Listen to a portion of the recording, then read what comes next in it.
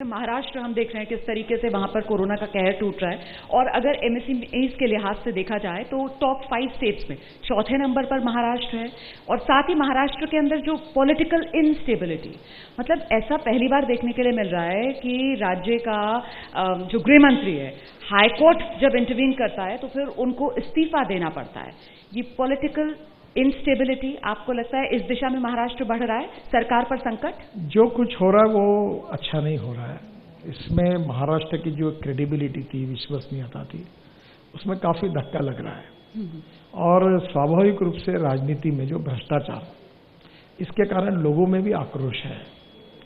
Transparency, time bound decision making process and corruption free system, ये अगर सरकार में रहेगी तो निश्चित रूप से लोग भी इसकी अपेक्षा करते हैं।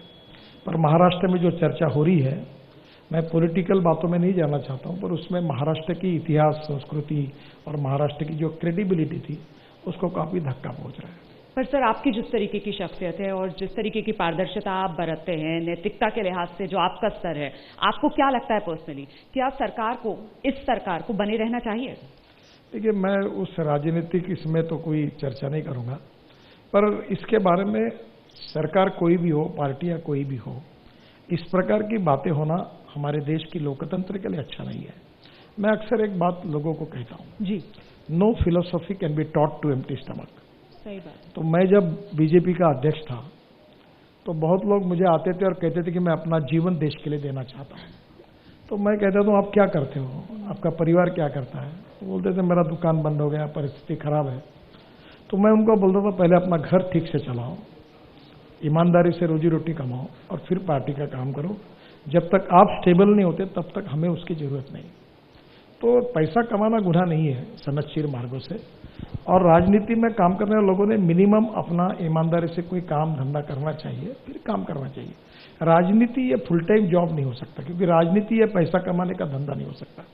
और इसलिए इसके बारे में लोकतंत्र में सभी पार्टियों को, नेताओं को आत्मपरीक्षण करना होगा। सर, राजनीति पैसा कमाने का धंधा नहीं हो सकता। यहाँ तो पुलिस कमिश्नर वो गृह मंत्री पर आरोप लगाते हैं कि साहब 100 करोड़ की वसूली का टारगेट दिया करते थे। मतलब ये जो खाकी, खादी, ये इनका नेक्सस, इनका गठजोड़, ये व्यवस्था ही ऐसी है क्या? देखिए, ये समस्या व्यक्तियों से जुड़ी हुई है। अच्छा। सिस्टम में व्यक्ति जाता है जी, और व्यक्ति ने कैसा व्यवहार करना चाहिए ये उसके ऊपर डिपेंड होता है।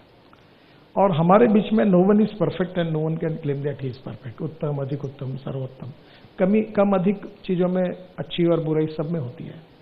हमें ऐसी प्रोसेस चाहिए कि अच्छाई को बढ़ती जाए और बुराई कम होती जाए। तो सिस्टम में धीरे धीरे हो सकता है।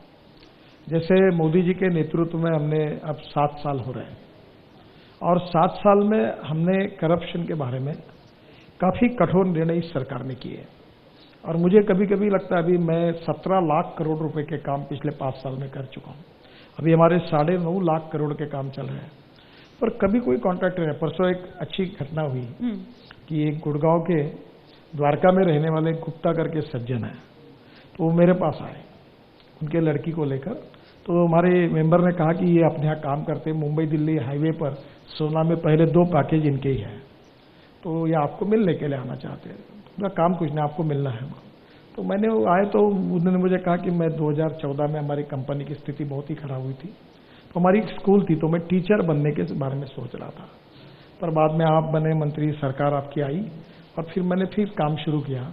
आज मेरे हाथ में 16,000 करोड़ के काम है और मेरी परिस्थिति बदल गई। तो मैं केवल आपको धन्यवाद देने के लिए, अभिवादन करने के लिए आया।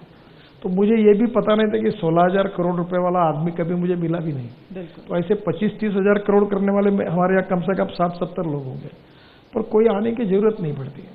तो इसलिए कभी ना कभी मुझे लगता है कि अब हमें सिस्टम को transparent, time bound, result oriented, और सबसे बड़ी इंपॉर्टेंट चीज है कि हम सिस्टम को इतना डिजिटलाइज कर दे, ट्रांसपेरेंट कर दे कि किसी ने गड़बड़ की तो ध्यान में आ जाएगा। और वो अभी जैसे मैंने ट्रांसपोर्ट मंत्री के नाते परसों पार्लियामेंट में कहा था कि 17 बातें ऐसी है, ड्राइविंग लाइसेंस से लेकर परमिट तक की, वो घर में बैठकर आपको मिलेगा, आपको ऑफिस में जाने की जरूरत नहीं पड़ेगी। तो सिस्टम में टेक्नोलॉजी का उपयोग करके ट्रांसपेरेंसी लाना, दूसरे जो इस प्रकार से करप्शन करते उनको एक्सपोज करने की व्यवस्था सिस्टम में हो, और सिस्टम अगर ट्रांसपेरेंट होकर अच्छी होगी तो करप्शन होगा ही नहीं, क्योंकि जो करेगा वो पकड़ा जाएगा। अभी मैंने हमारे यहाँ कहा है जी कि हर फाइल को एक डेट दो, किसने कितने दिन फाइल रखी, और लेजिटिमेट जुनैन काम अगर किसी को ज्यादा दिन रखता है दबा के तो कार्रवाई करो।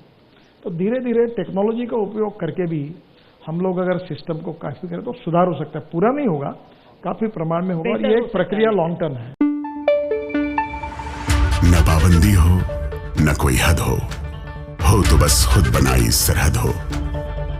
ये मुहिम है परतों में छिपे हर सच की तलाश की, सियासत पर रखी पैनी नजर और आंख की, खबरों की दुनिया में एक जिम्मेदार आवाज की, जुर्म और जुल्म के खिलाफ हर बेबस के लिए इंसाफ की। जब कोई हद नहीं इंसानियत के लिए जज्बात की, जब कोई हद नहीं खुशियों और ख्वाब की, तब कोई हद क्यों हो नए नजरिए और बदलाव की।